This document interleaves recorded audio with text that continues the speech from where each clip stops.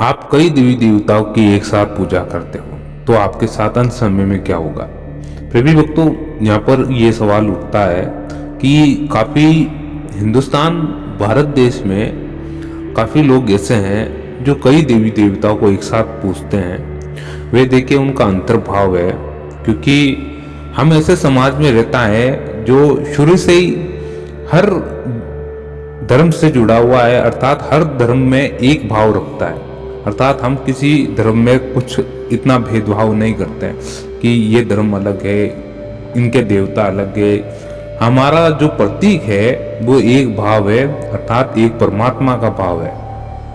अब देखिए, जो भक्तगण हैं जो कई देवी देवताओं को एक साथ भजते हैं, जैसे कि राम जी को भी भज लिया, श्री कृष्ण को भज लिया, माँ दुर्गा को भज लिया, इसी प्रकार से और भी अन्य कई देवी देवता हैं, तो उनको भजते हैं वे, यानी हाथ जोड़ते हैं, नमन करते हैं, उनसे दुआएं मांगते हैं, या फिर कुछ ना कुछ मांग लेते हैं, या फिर उनके मंदिर जाके हर तरह की बात रखते हैं कि हमारे ये तकलीफ है, ये कार्य नहीं हो रहा है, तो ये सिद्ध कर दो। देखिए, ये आपका भाव है, जो तो भाव तो उत्तम है।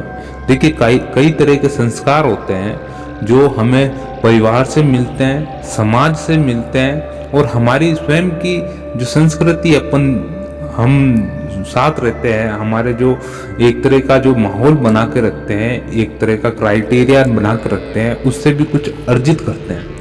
अब देखिए कि हम जो इतने देवी देवताओं की पूजा करते हैं, तो क्या ये सवाल उठता जरूर है कि हमको मोक्ष मिलेगा या नहीं मिलेगा, हम किस स्थिति में जाएंगे, या हमको किसी प्रकार का पाप पुण्य तो नहीं लगेगा, या फिर हम वापस, हमारा जन्म तो वापस नहीं होगा इस दुनिया में, इस संसार में।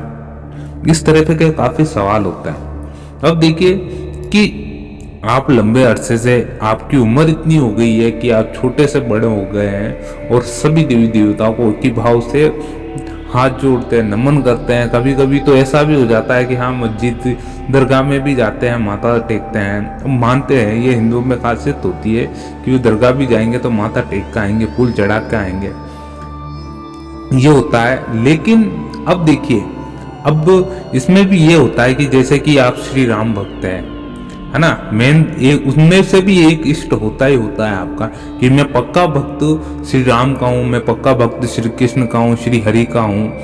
तो ये होता है, श्री विष्णु का हूँ, भोलेनाथ का पक्का भक्त, इष्ट मानते उनको कि मेरा अडिग विश्वास इस देवता में, यानी इन भगवान में मेरा अडिग विश्वास है, मुझको पता है ये मेरी मदद जरूर करेंगे, ऐसा विश्वास रहता है। तो क्या होता है उस समय कि आप लंबे अरसे से कुछ ना कुछ करते आते रहते हैं, उनके लिए तो करते ही करते हैं। आपके मन में यह रहता है कि मैं श्री राम जी के लिए कुछ करूं, मैं शिव जी के लिए, श्री कृष्ण के लिए कुछ ना कुछ करूं।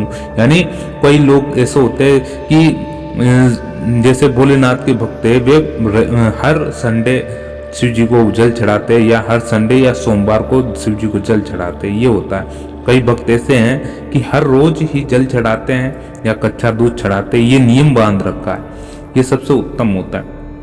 अब देखिए, अंत समय में क्या होता है, जब भी आप कि ऐसा समय आ जाता है आपका कि नहीं, आपने सब कार्य विधि निपटा दिया, आपके संसार में जितने भी आपकी जिम्मेदारियां थी, यानी इस अवस्था में आ चुके हैं कि अब आप जाने ही वाले, आपको लग रहा है। तो आपके मन में भी एक विचार ऐसा उत्पन्न हो जाता है उस समय कि प्रभु, मैंने अपने जीवन में कुछ ऐसा तो नहीं छोड़ दिया कि लोग मुझे ताना मारे या फिर कुछ ऐसा है। उसके अलावा कि प्रभु, अब मुझे आप मिल तो जाओगे या नहीं मिल जाओगे, क्योंकि मैंने मेरे जीवन में ऐसी कुछ भी कमी नहीं रखी कि मैं आपको पा ना पाऊं, ऐसा कुछ सवाल रहता है आपके मन में उस समय। देखिए, ये तो पक्की बात है कि जो अपने इष्ट पर आधारित होता है, यानी उसका जो समर्पण भाव होता है वो अपने इष्ट पर होता है। जैसे कि हनुमान, जैसे कि श्री राम पर है कि मेरे तो कर्ता धर्ता प्रभु श्री राम ही है, उन पर ही मैं आधारित हूँ।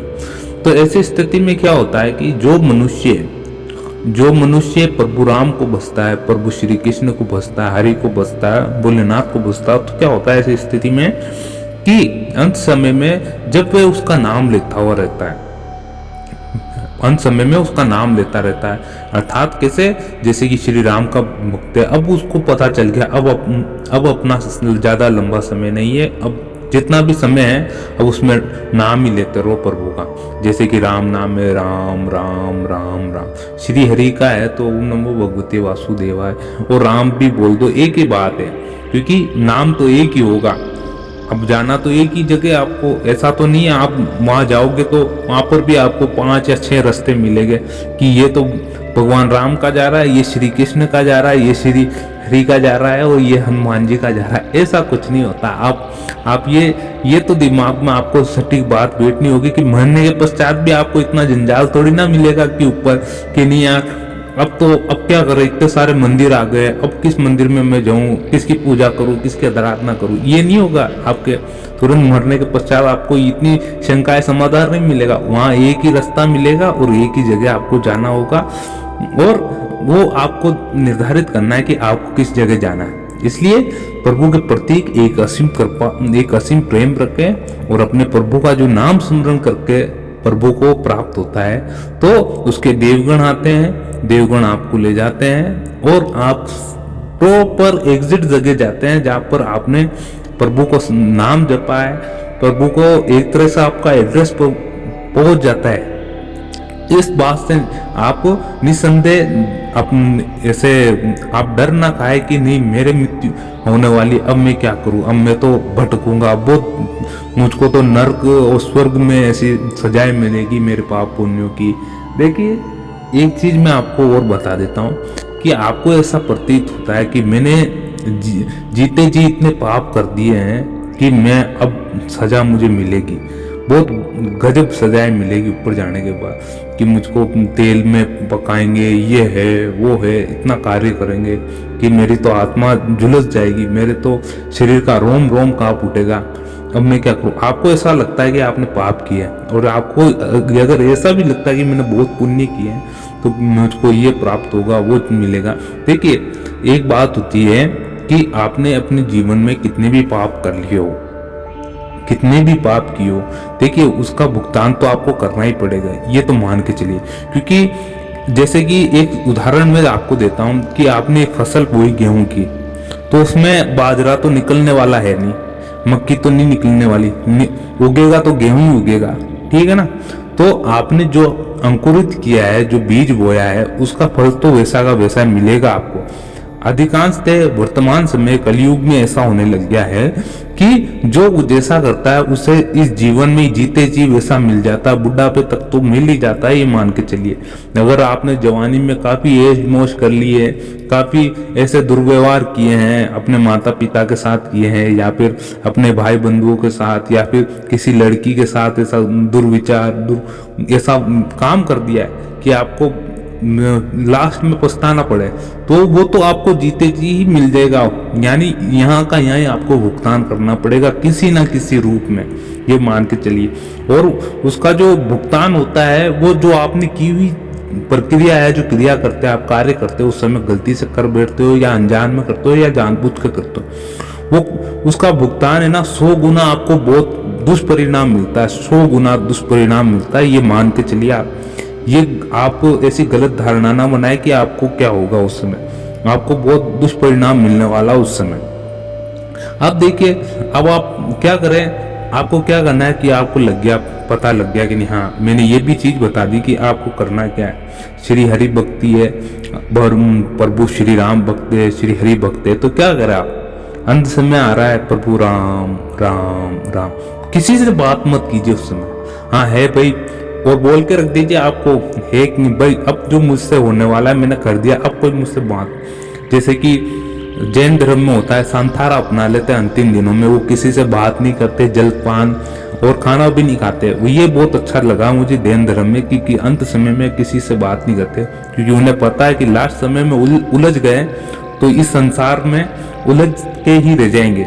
अर्थात आपको भी ये प्रक्रिया अपनानी उस समय कि अपने इष्ट को याद करते रहे, उस समय इष्ट को याद करते रहे, इतना रट ले उतना दिमाग में वो छप जाए, एक तरह से डिफॉल्ट हो जाए, एक तरह से वो उतरना पाए उस समय, उसको बजते बजते बजते बजते आप प्रभु के शरणागत हो जाए और आपको निसंदेह वो प्रभु ही मिलेगा।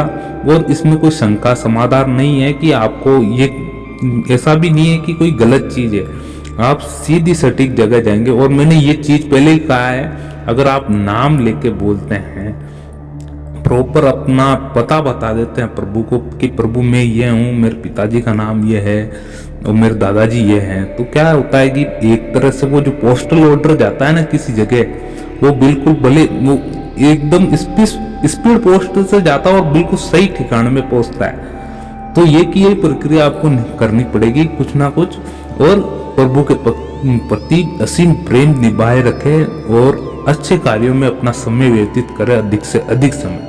बुरे कार्यों में आपका कब समय बुरा आएगा स्वयं का, आपको स्वयं को पता नहीं लगेगा। फिर आप क्या भागते फिरोगे, कई महाराजों के, कई भोपों के भागोगे कि अब प्रभु मुझे बचाओ, कोई ये समाधान बजाओ, मैं तो ये परेशानी फंसा हूं, मैं तो ये परेशानी।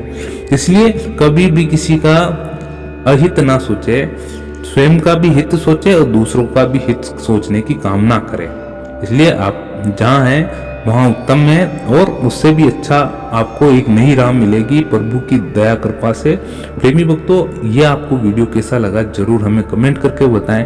अगर वीडियो अच्छा लगा हो तो लाइक कीजिए, और अगर आपको किसी संदर्भ में अच्छी जानकारी चाहिए तो हमें कमेंट करके जरूर बताएं, ताकि हम आपके क्वेश्चन को उठाएं और उस पर एक अच्छी सी टिप्पणी दे, ताकि आपको वे बेहतरीन तरीके से समझाने में हमारा पूर्ण सहयोग बना रहे। प्रेमी भक्तों, अगर वीडियो अच्छा लगा हो तो लाइक कीजिए और शेयर कीजिए हमारे चैनल आत्मा का सफर। तो मिलते हैं अब अगले वीडियो में अगले तथ्यों के साथ। जब तक के लिए जय श्री हरि, जय श्री कृष्णा, श्री राधे राधे।